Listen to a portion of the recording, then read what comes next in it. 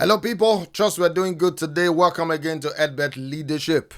The ongoing FIFA World Cup has once again reminded us that leadership is rarely about tactics alone. Beneath every victory and every defeat lies a much deeper story about people, identity, culture, change. Every World Cup produces and carries with it lessons that go far beyond football. As a student of leadership, and more specifically adaptive leadership, it's exciting to be able to glean lessons beyond the activity of football on the pitch. It's beyond tactics, my friend. It is about culture. It is about people. Specifically also, it is about what happens when great organizations mistake yesterday's identity for tomorrow's strategy. Because organizations rarely fail because they lack talent or intelligent people. They fail because they cannot answer one or some adaptive questions. And one of such questions is, who must we become now? That question has echoed throughout this World Cup. Let's begin with Brazil. The nation Brazil, known for football, the great nation of Pelé. On paper, in this World Cup, Brazil lost 2-1 to Norway in the round of 16. But the scoreline was not the real story. The real story began after the final whistle. Across the nation of Brazil, the conversation wasn't simply about tactics or missed opportunities. It was about identity. Many supporters felt they were no longer watching Brazil play like Brazil. The news organization Reuters reported that Brazil had just 35% possession against Norway. Can you beat that? This is Brazil. It's the lowest in a World Cup match since the records began in 1966. Yet, despite the criticism, the Brazilian Football Confederation backed their coach Carlo Ancelotti to continue leading what they described as a long-term rebuilding project. That tells us something important. The greatest challenge facing Brazil is not just technical, it is adaptive. The question is no longer how do we win our next match?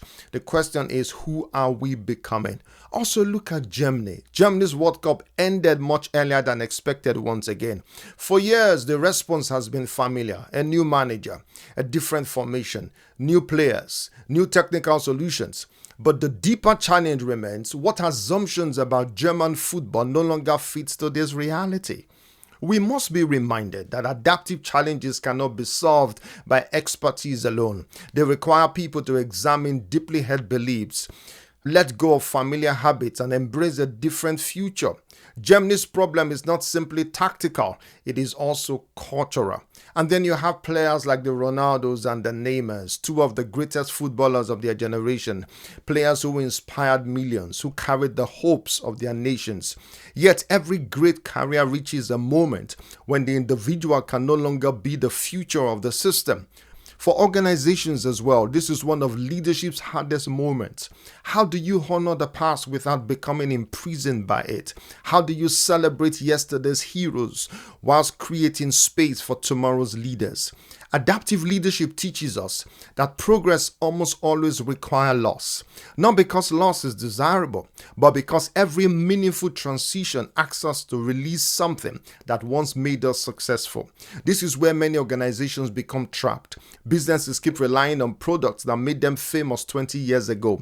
Governments defend policies designed for a different generation. Even faith organizations preserve programs while losing sight of their mission. Families continue relating to one another as though children have never grown into adults. Football teams hold on to old identities long after the game has changed. The common mistake is believing that culture is something to preserve at all costs. It isn't.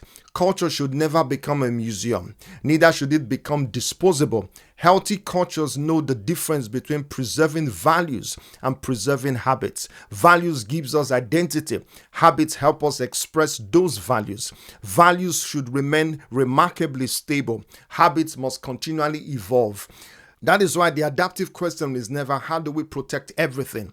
The adaptive question is what must we preserve What must we let go of and what must we create? That is the work of leadership, not protecting the past, not chasing every new trend, but helping people distinguish between what is essential and what is simply familiar. So whether you lead a business, a government department, a faith organization, a charity, or your own family, the same question eventually arrives at your doorstep. Who must we become now? Not next year, not when the crisis, passes, but now. Because organizations rarely decline overnight. They decline when they keep asking yesterday's questions in tomorrow's world. So let me leave you with this challenge. Look carefully at the culture of the organization or the department that you lead. Are you preserving timeless values or are you defending outdated habits? The answer may determine whether your organization simply survives or whether it continues to make meaningful progress. Because leadership is not about protecting yesterday. Leadership is about helping people carry forward what matters most whilst having the courage to become who the future requires them to be. Thank you for listening. See you soon. Bye-bye.